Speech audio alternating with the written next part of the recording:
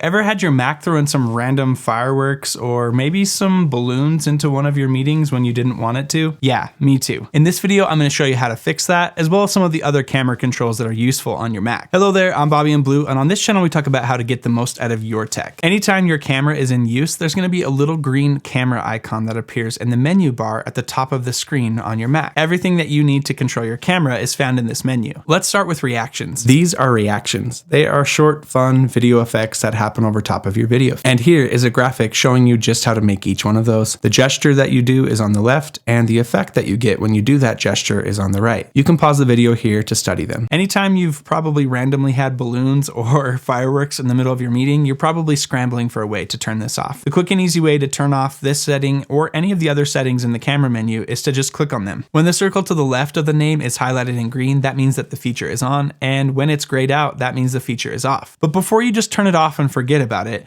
there's one more thing that you should know about reactions. If you look on the far right side of the menu opposite the name reactions, there's a little arrow. You can click on that arrow and each of the different reactions that are available on Mac are listed there. So instead of just turning them off and forgetting about it, when you want to use them and actually have them pop up on purpose, come in here to this camera control menu, click on the arrow to the right of the name reactions, and then just select whichever reaction you want to go off on your video call. Keeping the reactions turned off, but then still the ability to come into this menu and turn them on and kind of make them happen when I want them to is the best of both worlds for me. Let's jump back up to the top of the menu with something called Center Stage. Now, you may not have Center Stage as an option in your camera control menu. There are two kind of places or times when it shows up. If you have one of the newer Macs, then it will likely have Center Stage built into it. You can also use the continuity camera where you use your iPhone as a camera for your Mac, and it'll allow you to use the Center Stage feature at that point as well. If you turn it on, Center Stage takes a nice, large, high-resolution video of your surroundings. It uses software to zoom in within that frame and to kind of move around. Center Stage is nice when you're explaining something and you're kind of moving around your frame, or kind of, you want to come over here a little bit and show something, and you want to come over here a little bit and show something. It's nice because the camera will kind of digitally move within that larger frame and keep you in the center of the frame.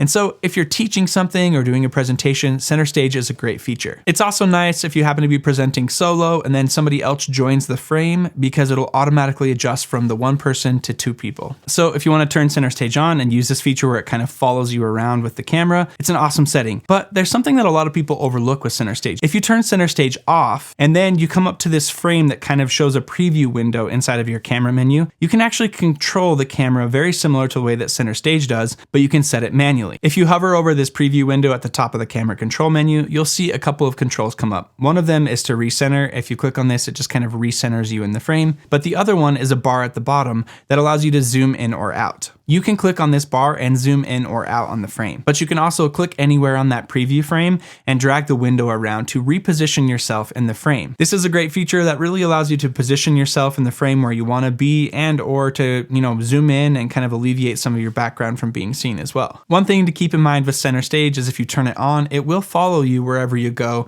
within the area that the camera can see you. It also zooms in and out. So if you start close up and then you start to move a little bit, it will reveal more of your background around you. Really, anything that could be in your background could be shown. So just make sure that if you have Center Stage on, you test it out beforehand and move around and make sure that what is shown is what you want to be shown. Next up is portrait mode, and this is a feature that you can use to blur your background. If you turn portrait mode on, you'll notice a little arrow appears to the right of the name, and if you click on this, it opens a little slider menu that will allow you to dial in how much blur that you want on your background. I generally try to keep mine somewhere around the middle, but you can adjust the amount of blur to whatever is best for you. Blurring out the background is a nice way to keep focus off of whatever's on your background and more focus on you or the subject of your video. Okay, the next one is studio light, and you can think of this as a way to slightly brighten your face and slightly darken your background. This feature helps you look better on camera when maybe the lighting isn't quite ideal, or if you're in an area where you're backlit. There are some times where it doesn't actually look better, but for the most part, I have found this studio light option to just be a subtle little way to make yourself look better on camera. And just like the other features, there's an arrow that appears to the right when it's turned on.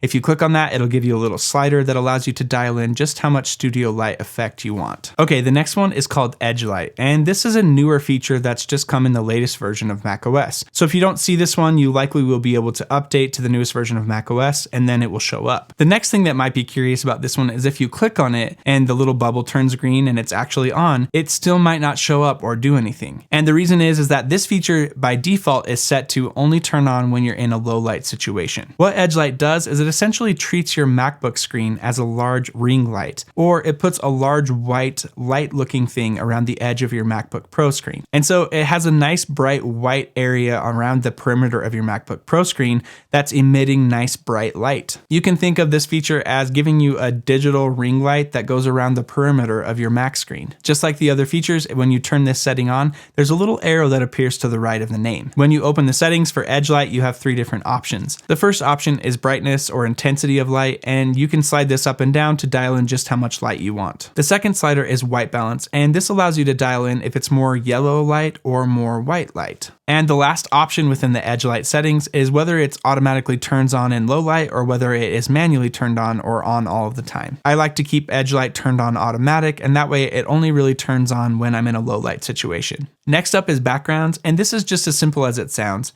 It removes you from your background and then gives you the ability to set a different background. And just like the other settings, when this is turned on, there's an area to the right of the name that allows you to go into the settings for backgrounds. Inside of the settings, there are 3 different sections of backgrounds. The first one is kind of these colored gradient backgrounds that you can use. The next is some more landscape looking Apple provided or designed backgrounds, and these are similar to the ones available as screensavers on your Mac. And last but not least is an area where you can choose your background. It allows you to add backgrounds either from your photos or from your files. This background setting actually applies the background to your camera globally. So no matter where the camera is used, whether it's in Zoom or Teams, or if you're just using it with Photo Booth or recording a quick video, so no matter what program you use it inside of, the background is there. And the last camera option is what's called Desk View. What Desk View does is it uses software within your Mac that allows you to show the desk in front of your computer. So if you're explaining something on the desk in front of your camera, you can actually use this Desk View option to show off what you're doing,